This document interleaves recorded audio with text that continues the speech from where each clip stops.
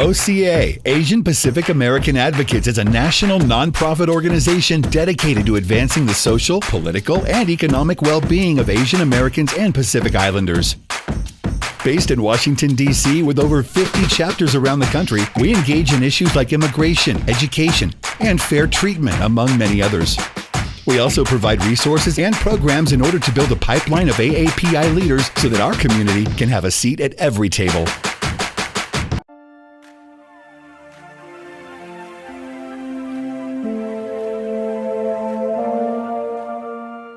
Hey y'all, it's Keisha. OAC Greater Houston and I are going to be collaborating on this year's Lunar New Year. We're talking tarot, covering karma, and all things spiritual.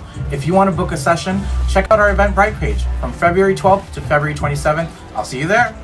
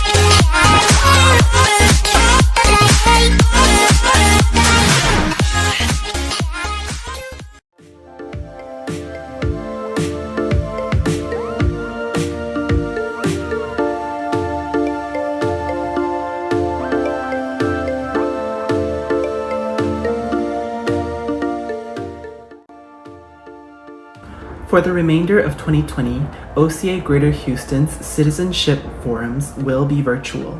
Please help us facilitate the process by filling out your application on Citizenship Works platform.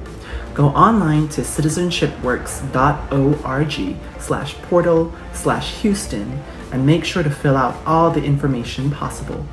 If you have any questions, please email erica.chambers@ocahouston.org or call 281-968-9131 for the next steps. Make sure to fill out your application so you can join us online for the virtual visit.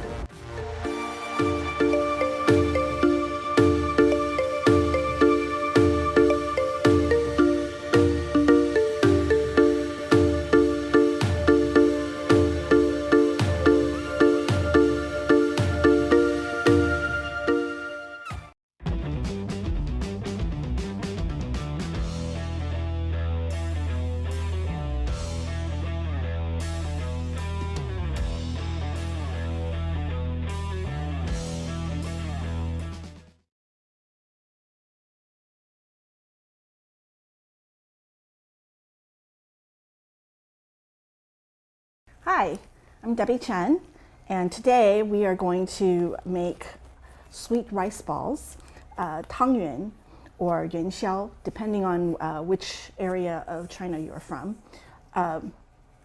It's more commonly known as tāngyuán, but technically they're actually two different things. But everybody uses it synonymously now. So many of you are familiar with it because you can just go to the grocery store, to the frozen section, and buy them, right? And they come in packs of like, if you buy the regular size, 10 in a pack, or they actually make the little mini ones now, the mini ones with stuffing even. And so those are anywhere between an inch wide in diameter or to half an inch in diameter.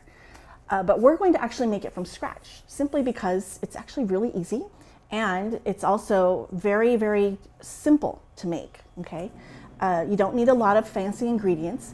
Typically, tāngyuán, or these sweet rice balls, they're eaten all over Asia, but for Lunar New Year, it's always traditional to eat it on the 15th day, which is essentially the last day of the Lunar New Year celebration, which is Yuanxiaojie, which is commonly known in English as the Lantern Festival. So what is the symbolism of that, right? So these sweet rice balls are round and a circular shape. It basically symbolizes harmony and unity. And so just as the beginning of Lunar New Year's, it's really important on Lunar New Year Eve for everybody to come back whether it's with family or friends to have a meal together. Then people go about their, their daily lives through the 15-day celebration. But on the last day, right, to close out the Lunar New Year's festivities, it's the Lantern Festival, and the tradition is everyone comes home to their families and their friends and eat this dessert together, the sweet rice dessert together. Traditionally, you would actually go outside, sit and look at the moon. Children would have little lanterns going around. It's a really festive celebration, but ultimately it symbolizes unity, family, harmony, and good blessings for the new year.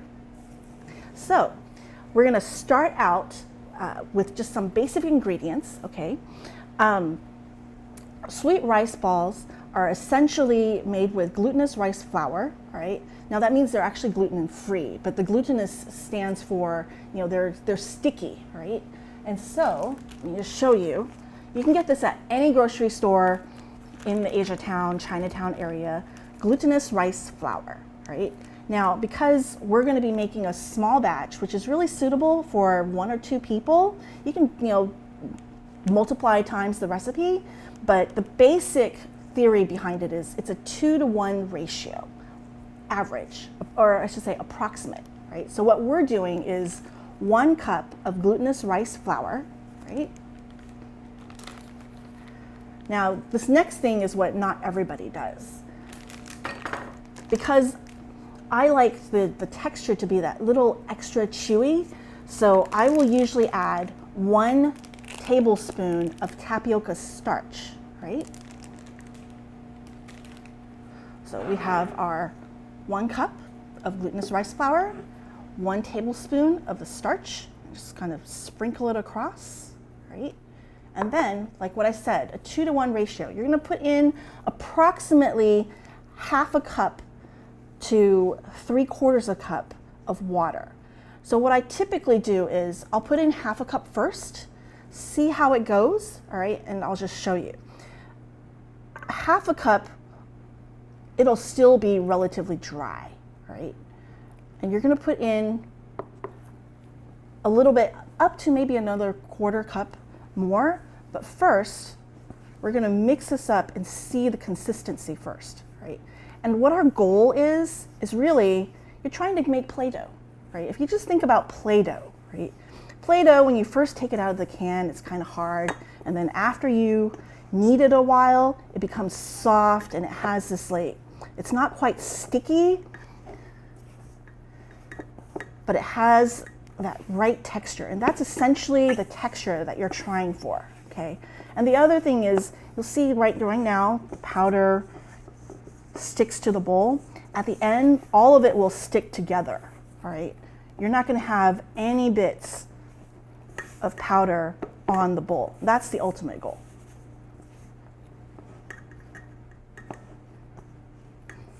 Don't be afraid to knead it. Kneading it is actually a good thing for it. It helps it to become more chewy later, and that texture is what you want. And that's really the tip. But that tablespoon of tapioca starch really helps with that too.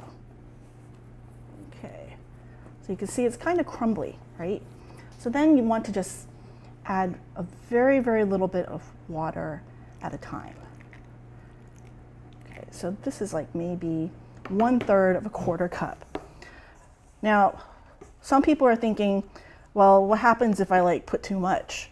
Okay, sleight of hand, you may have put too much, which is what it kind of looks like right now. If you put too much, there's no problem with that. All you have to do is just sprinkle in some more glutinous rice powder, and it will all come together. There's no true exact science to this, because trust me, I have made this where I tested it with exactly half a cup and it came out fine, and then measured out the exact same ingredients in a measuring cup and a tablespoon, and it became just a tad bit too soft. Like right now, this is just a tad bit too soft, right? You can see how it's coming together. So I'm just going to take a little bit of powder. Just kind of lightly sprinkle it in. And like I said, there's no right or wrong to this. So don't worry if it doesn't come out exactly the way you're seeing it. So long as it comes out approximately the same, it's going to still work fine when you make it into rice balls. And more importantly, it's still going to taste right and have that kind of, in Chinese, QQ, that chewy kind of texture that we're looking for.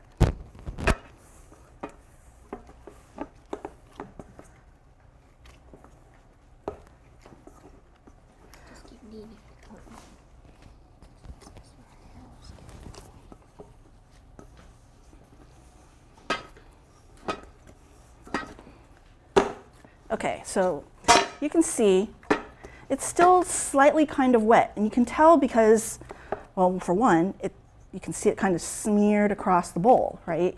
When it is perfect, this bowl will be perfectly clean too.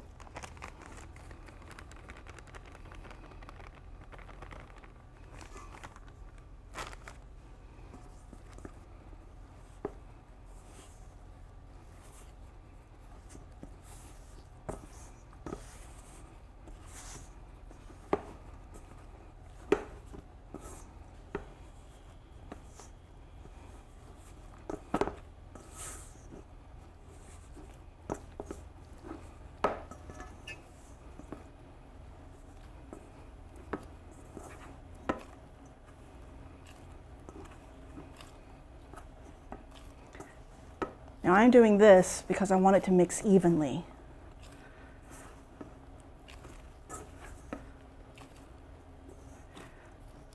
So literally, treat it as if this is just a big ball of Play-Doh. All right, we're getting close to perfect.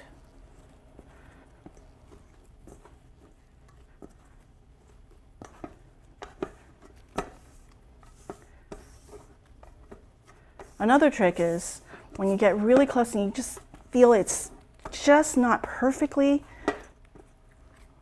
the right texture, but then you're afraid of putting in too much water. Another thing is you can just dip your hands into the water, dip your fingers in, and go back to kneading with that.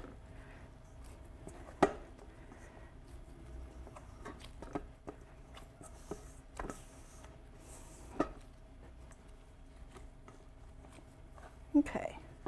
Plus the other thing to remember, as you knead this, it's actually going to dry out more, all right?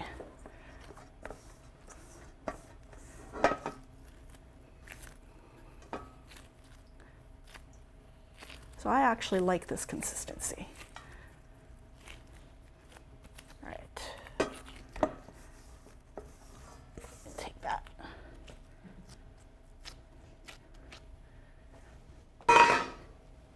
Now,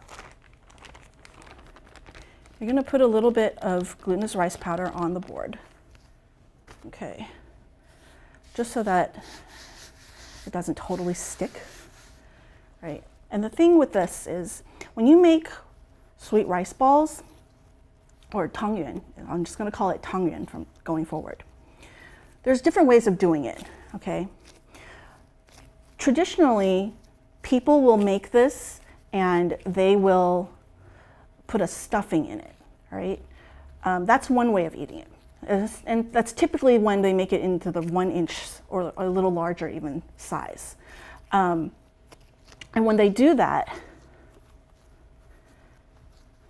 they're putting stuffing in like a sesame paste or a red bean paste or a mung bean paste. But you know, nowadays you could go to the grocery store, you could put in lotus seed paste, right? You could put in taro or sweet potato paste. There's all different kinds that you could do, right? And one other thing, you can also just make it plain. Right? There are some people who even make the 1 inch kind plain, where there's no stuffing in it at all, okay?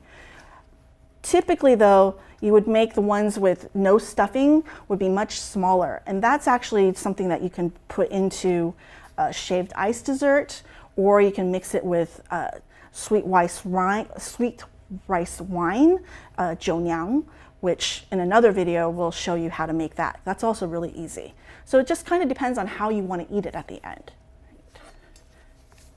So for our purposes,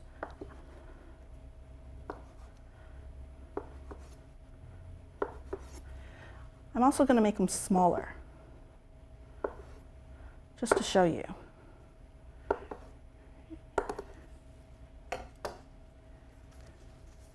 Now the part that you're not using, you can just put it back into the bowl and cover it with a towel. A dishcloth is fine, or just a paper towel will work too. Or saran wrap, some people do that. See, it'll just stick. So what you do is you essentially are then taking each one and rolling it into a ball, just like you're going to roll a meatball, okay? And as you're doing this, the first couple of times, you may make them too small, right? Or you may make it too big. It's fine.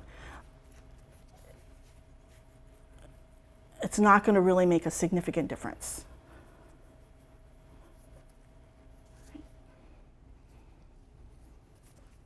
Oh, actually should dust the bottom so it doesn't totally stick.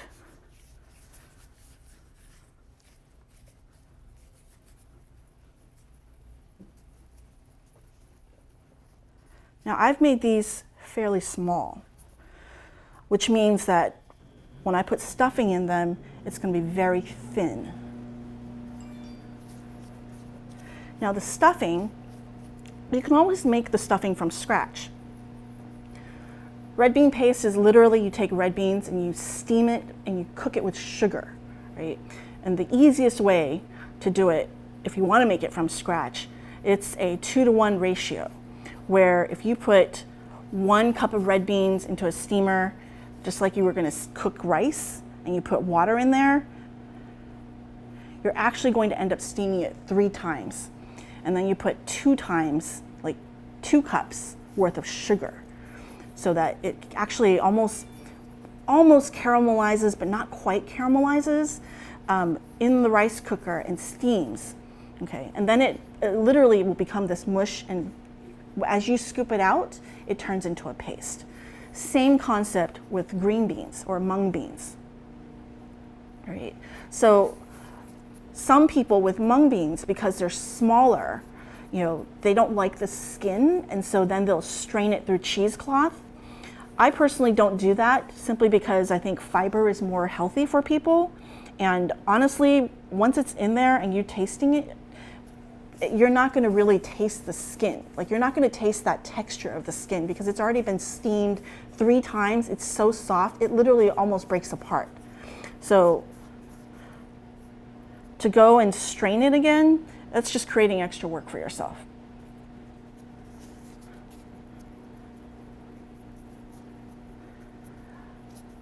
Sesame paste filling, however, is simply a combination of sugar and sesame seeds that are ground into a flour.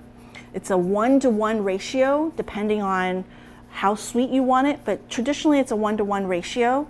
And then you would mix it with lard traditionally, but a lot of people now, you can use coconut oil to substitute. Okay, so we have our little, I guess our flour covers, right? So same concept that we just made into little balls, you would do the same thing with the paste, right? So this side is red bean paste, this side is sesame paste. Now there are 2 different ways of doing this. Some people will roll it out with a rolling pin into a circle and then wrap it around. I find that it's a little easier, plus frankly my rolling pin skills are not that great. So it's actually slower for me to do it that way. And then when you're actually trying to cover it at the top, you'll end up with one side where it's thicker than the other. By doing it in a little bowl shape, this anyone can do, right? Most of us have done something like this with Play-Doh. So essentially, you are using your thumb and baking a little bowl, and you're thinning it out, okay? Now, as I look at the fillings that I made, I think they might actually be too big. Yup, definitely, too big. That is okay. All you do, make it smaller. Make it smaller, or you can add more and make your rice flour portion bigger.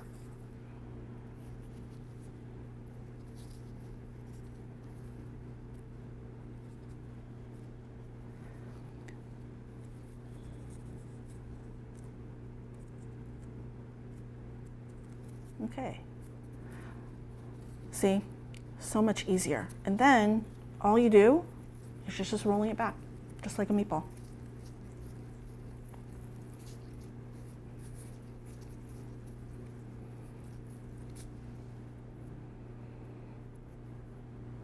So that's done. Me, because I like creating work for myself, I personally think it just tastes better when they're small and tiny, and very few people actually go through the trouble of making little ones because you're going through the same motion. It costs you more in time, but then having them bite-sized, I just like being able to put the whole thing in my mouth at one time, right? Plus, when they're actually, floating around, they look really cute. Okay, so we've now made our sweet rice balls, all right? And just very quickly, what I was talking about, you can make the paste yourself for filling, but you can also just buy it pre-made, right? Red bean paste, or even black sesame paste, already pre-made, ready to go. Or, what most people are doing nowadays is they go to the grocery store, to the frozen section, and they get a pack of frozen, pre-made sweet rice balls, right? And so then all they have to do is just boil them. Now, do they taste different?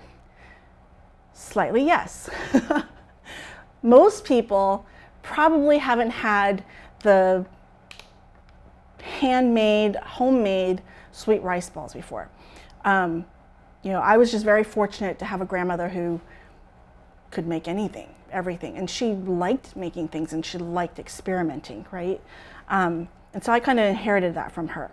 But there is a way to make everything taste very similar. And what it is it's all about how you cook them, okay? And the syrup that you use, right? So our sample here, okay, is we have a pot of boiling water. We're gonna turn this on, get it to boil. Now, how do you know they're cooked? You're literally just dropping them into boiling water. You know that they're cooked when they start to float, right? Because they'll drop to the bottom, and then when they're fully cooked, they'll float to the top, which honestly takes about maybe 5 minutes or so, right? What we have here are the typical size that you usually see, 1 inch. I made a slightly smaller one here just because I personally like smaller ones, so it's just 1 bite size. And then these are just plain, all right? Now, some people make 1 inch size plain, no stuffing, right? But these are just regular plain ones.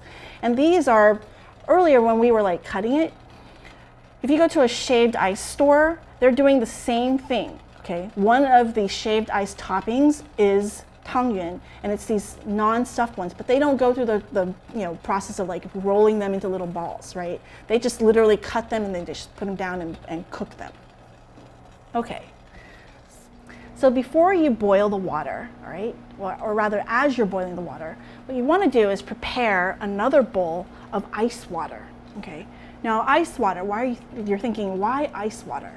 The ice water contributes to having the sweet rice balls, the tāngyuán, after you cook them, to also still be chewy. And that's one of the tricks between that and the actual syrup that you make.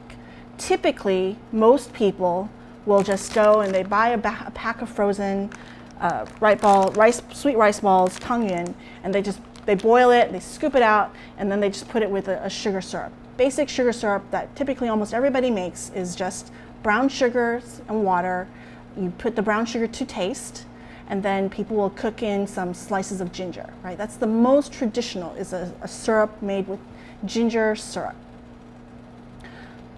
But to compare that to something that's handmade, homemade, the trick is you use ice water, right? You boil it, you cook it, and then you basically do an ice water bath, okay? So that makes the tāngyuán more chewy, more Q, and then you adjust the sugar syrup. So what some families would do is we would do this with even just our homemade ones, right? Because it just has a more enhanced flavor. There's a more nuanced flavor to the sugar syrup, where you're putting 1 part dark brown sugar, 1 part light brown sugar, and then 1 part regular sugar. So it's actually 3 different sugars that you make into that syrup, okay? So then you can have it with or without ginger. Part of the reason why we did that is because I don't like ginger, right? I liked regular syrup, but then you didn't want to just have sugar water. When you make that combination, it's a 1-to-1 ratio combination, it tastes infinitely different. Okay, so our water is boiling. Just drop, and I just did not put enough flour at the bottom, so now it has stuck to the bottom of the plate. Okay.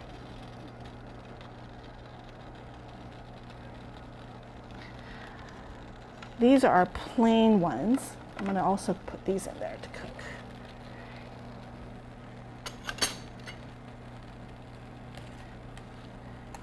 I want to carefully stir so that they don't stick to the bottom. I'm also going to put in a couple of our frozen ones.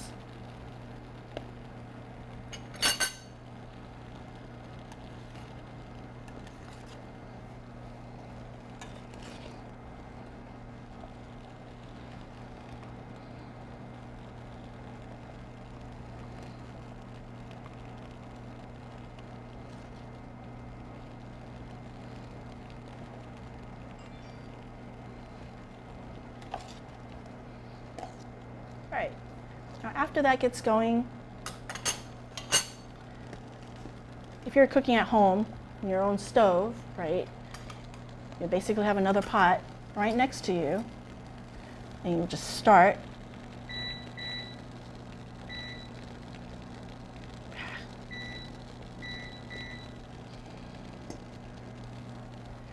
And make sugar syrup at the same time.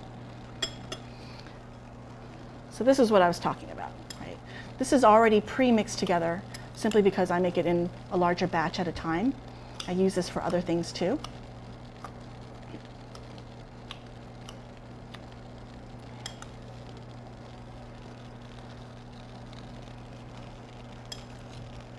And honestly, this is purely to taste, right? It totally depends on how sweet you like it. But you're essentially just melting the sugar.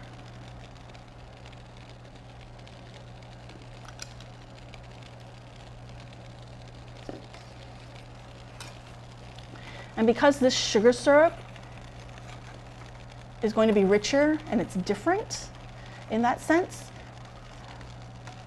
whether you are making handmade, homemade tāngyuán, or you're buying frozen from the store, if you cook it this way and you use a sugar syrup like this that's more rich and more nuanced, then you're not going to be able to actually tell the difference really.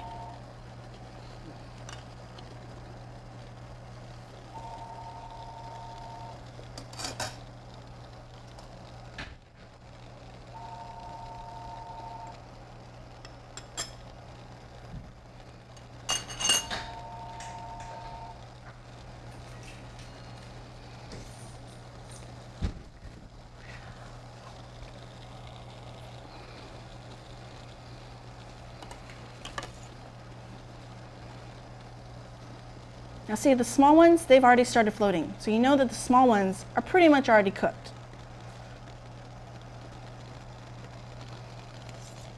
The larger ones, I'm going to cook just a little bit longer. these small ones, we can go ahead and scoop them out and plop them into our ice bath. Okay, you can see better. Just gonna plop them right in.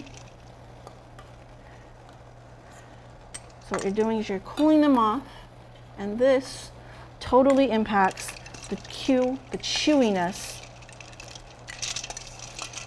And this is also that extra step that most people don't do, simply because it takes more time. But I'm of the mind, and my grandmother was definitely of the mind of, if you're going to do something, you may as well do it right. Otherwise, why bother? Especially when it's not really complicated.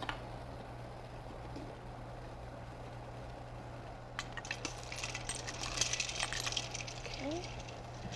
Now we're gonna scoop these out. I don't want them to soak in the water. Just want to cool them off very quickly.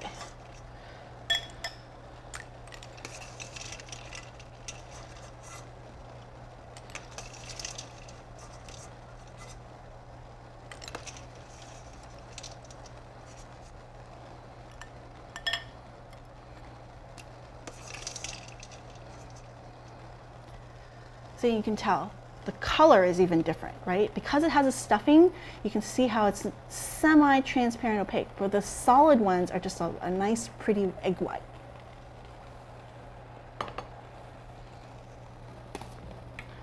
All right, these are floating.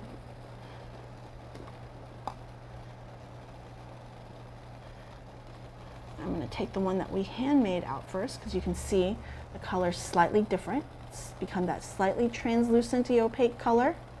I'll plop it in the ice bath. The frozen ones, you let them boil for just a little bit longer. Okay. And it's also because you have to let them boil a little bit longer that it's so important to actually do the ice bath, right? If you do the ice bath, then it completely impacts the texture, and honestly, people wouldn't be able to tell the difference.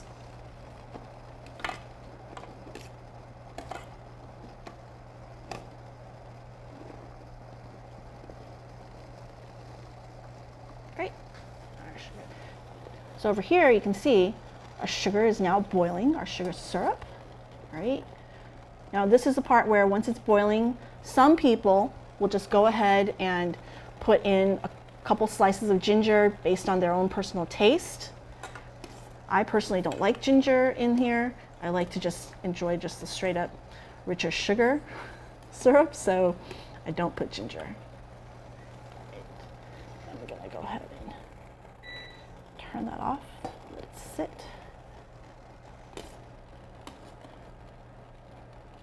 Okay, these are pretty much floating now too, so we're going to go ahead and take these out.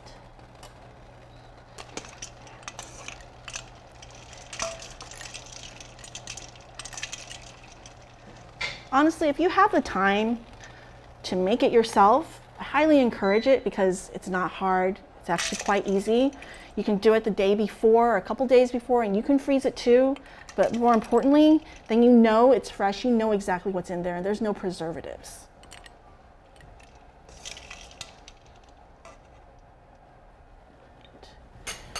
I'm gonna go ahead and put that.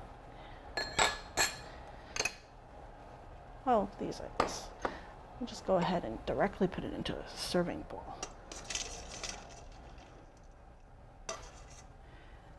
Now there's two ways of doing this.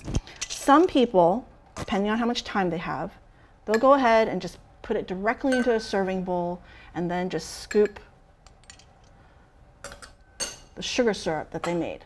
Or if you're not making a huge quantity, right? Like if you're doing a large dinner party, that's probably easier. If you're not doing it for a huge dinner party, you could actually put them into the sugar syrup and let it boil just a little bit. But because we did the whole ice water bath, that's why I didn't want to do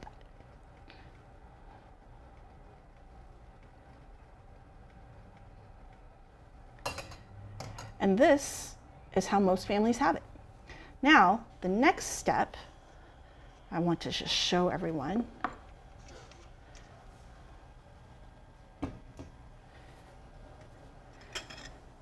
Is that you can actually put in a little sprinkle of some osmanthus flowers. I personally think it makes it look prettier, and it adds a little subtle taste to it.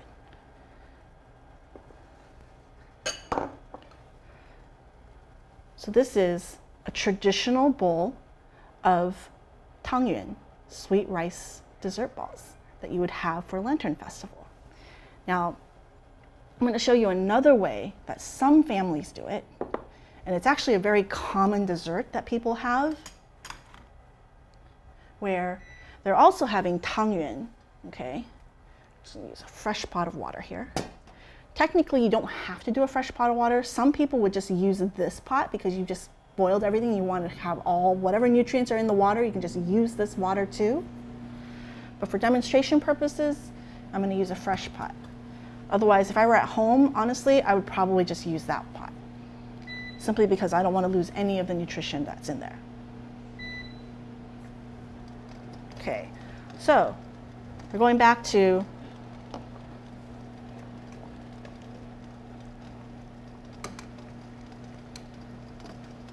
these were the plain rice balls that we made, right? Tāngyuán. These are the small ones with no filling. So for these, there are families in the south, in the Jiangsu area, actually technically all across China now, where you would make jiaoniang, which is basically a fermented rice wine. Right? You can make it very easily at home. For our purposes here, I went and just bought a jar. I personally like this brand, partially because of the branding, because it's a picture of a grandma and her granddaughter, and that what reminds me of my grandmother, because this is something that we used to do. So that's why I like this brand. Technically, there isn't a huge difference between brands, and honestly, if you were to make this yourself, it's always better when you make it yourself. And it's really super simple, and we'll do that in a future video, right? But essentially, you just take a spoonful or a couple of spoonfuls, depending on how much you want to do, and you just put it in to the boiling water. And it's all dependent on how rich or how strong you want your dessert to be, okay? Because I kind of like it a little sweet and I like to have more substance in things, that's why I put a little bit more. Oh, it smells so good. All right.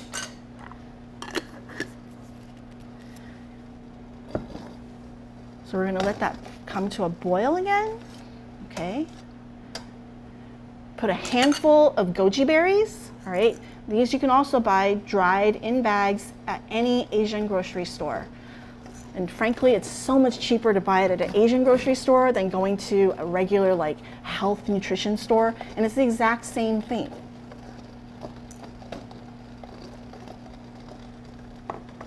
Okay.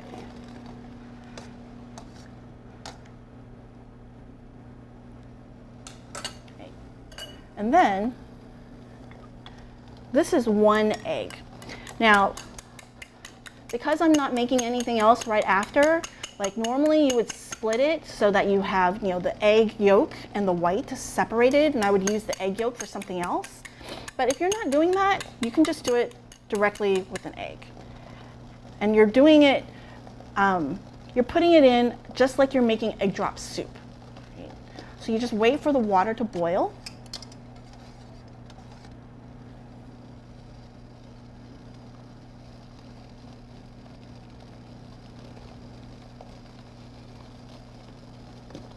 Okay, there it goes. And then you just lift it up high, and you want to put this in a stream.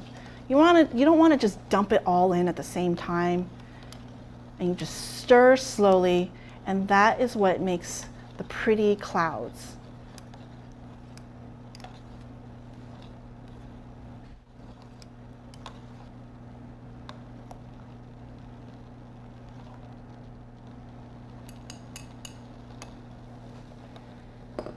Okay. It would actually be prettier if it was just egg white, because then it would just be white clouds. And then the very last thing is you just sprinkle in some osmanthus. Some people sprinkle this in at the very, very end. I kind of do it like that because I like some of it in the soup itself.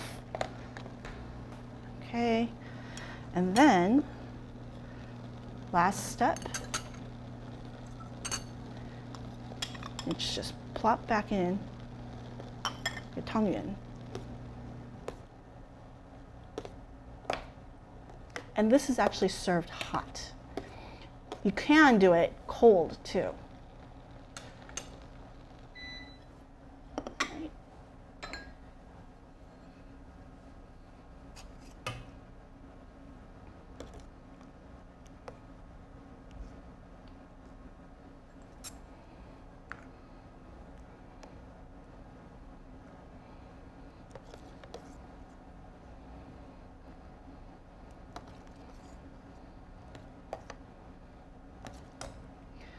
I probably put a little bit too much egg into a pot this size.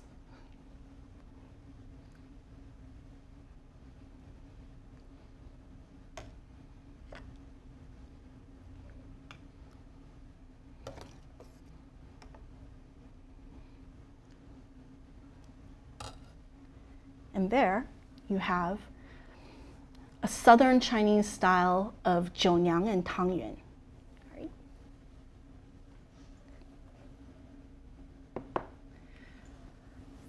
And all of these can be had hot or cold.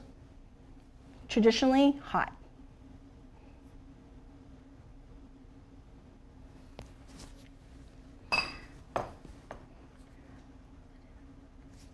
And so I hope that you'll enjoy this with your family and friends, and just realize that you don't have to have this at Lunar New Year. Right? This is actually very common. You can have this dessert anytime, especially if you're going to have a fancy dinner party. The one with the goji berries and the osmanthus flowers and the rice wine is absolutely fabulous. Thank you very much for watching. We'll see you next time.